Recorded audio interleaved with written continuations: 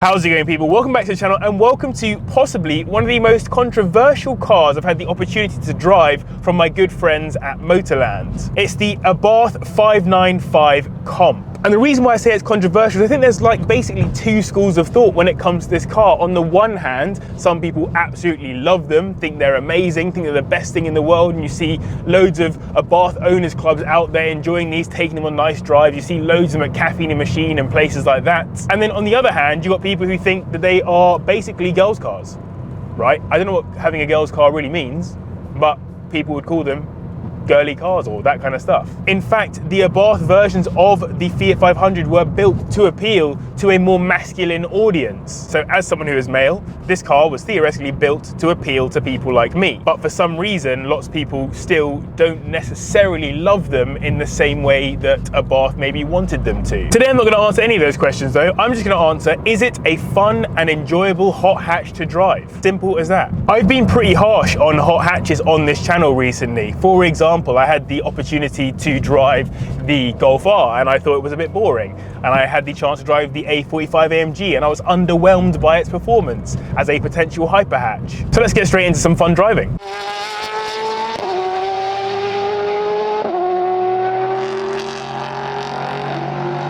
Put the car into sport mode and as soon as I get to a nice spot, give the car a little blast.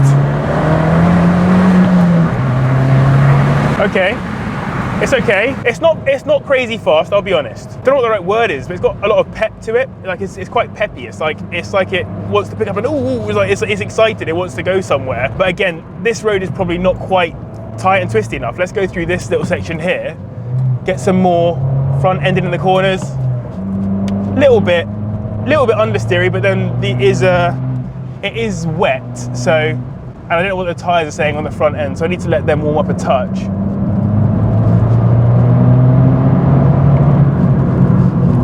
I like that it's very flat, like the car's super, it feels very, the car feels very taut through these corners. It feels very like pointy, agile, but I would say that the tram lining isn't the best. The fact that it wants to pull in a different direction if you get into the wrong kind of hole might be a little bit more annoying.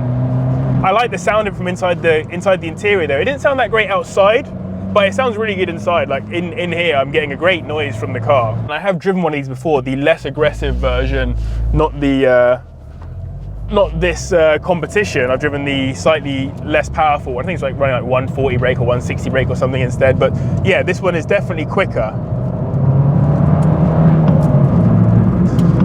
You just really want to rev it out. I feel like it's one of those cars that just needs to be revved out. Be careful through here because we're into some standard country lanes that can't really go too quick on.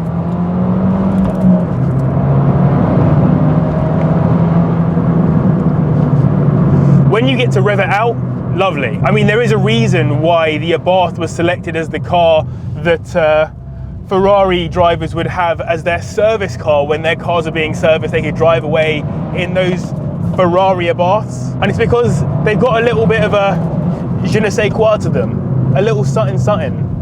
Just makes them a little bit more interesting. So let me be very clear here. Through these first little blasts through these back roads and stuff, I've had a very good time. It's been a comfortable car to drive. It's been agile, it's been sporty. It's given me a nice sound in the background and makes me feel comfortable. And it feels like I could push it quite hard, a lot harder than I'm pushing it right now.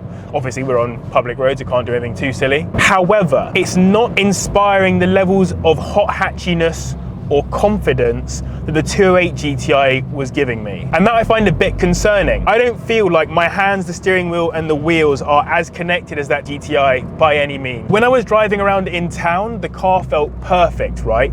It was able to just zip out of corners, do whatever I needed it to do. It was nice and agile. I could like point it around, get it moving wherever I wanted it to. Life's good. As soon as I got out onto these more dynamic roads where I needed to let the car sing and do all that kind of stuff, I do feel a little bit like I don't know 100% what the car's doing, and that is a bit of a shame.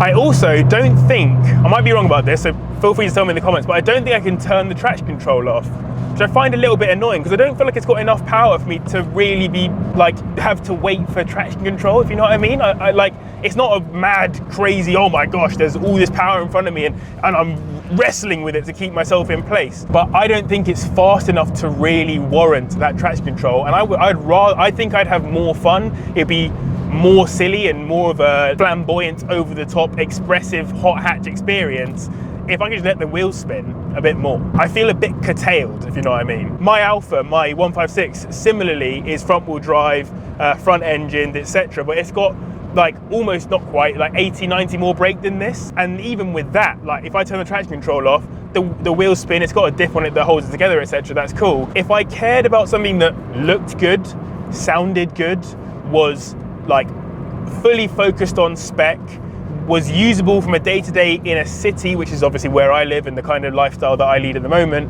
if it needed to do all of those things, then 100% I would be getting this car every single time. But if I wanted a hot hatchback, a hot hatch, I get the GTI over this every day of the week and it'd be more practical. I'll be real with you, I'm sold on all of the fun, lavish niceties that this car offers. I'm a big fan of the looks, of the simplicity, of the spec options, of the materials being used, like some nice Alcantara, the carbon fiber. I'm a huge fan of all of that. But I personally don't buy cars based on how pretty they are inside and out. You can tell by how trash some of my cars look. I buy cars because I like the way that they drive. And I like the way this drives.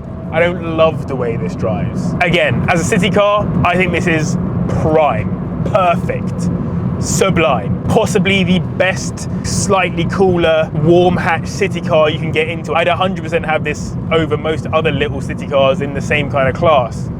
I don't think any of them do what this does to the same level as this. It's just way too cool. Mate, I prefer the interior on this to the A45 AMG. I harassed that car's supposed to have like one of the coolest hot hatch interiors in the market. I found it underwhelming in terms of both looks and materials used and how cheap it felt. This blows that out of the water completely. But when it comes to doing this,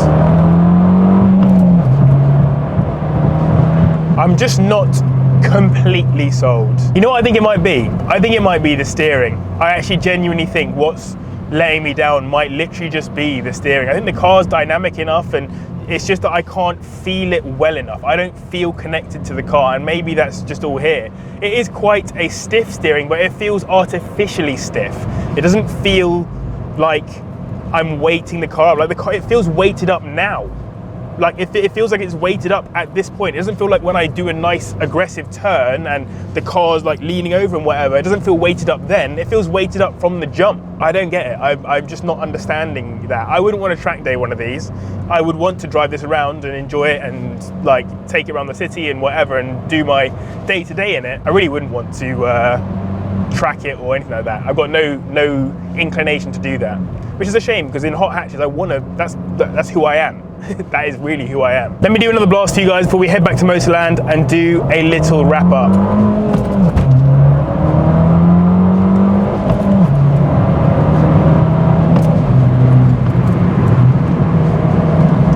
Yeah, it's okay. I mean, the cool thing is, I suppose, it feels fast at the speed limit. I think it's all here. I think the problem is all here. Everything else about this car is really cool. I really love how it looks. I really love the interior. I really love the quality of the build.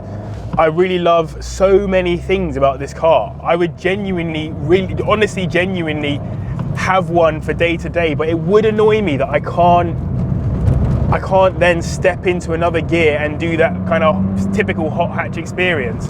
It gives you the sound, it gives you the looks, it gives you the idea of a hot hatchback, but it doesn't give you a hot hatchback. I'll catch you guys back at Motorland as I put this car back into comfort and just cruise it back home. Final verdicts on the Abarth then. Well, honestly, I think it is a lovely looking car. I think it is probably the best in the market in terms of just this, like how pretty it looks, how good the spec is, how cool the options are. I mean, down to the brakes, the Brembo discs and all this kind of stuff. It is really on top in terms of all of those categories. I just wish it was more engaging to drive. Genuinely think the one thing that lets this car down really is that electric steering. I honestly believe that that steering is just wrong in some kind of way. It doesn't give you any kind of engagement or driver feel when pushing the car.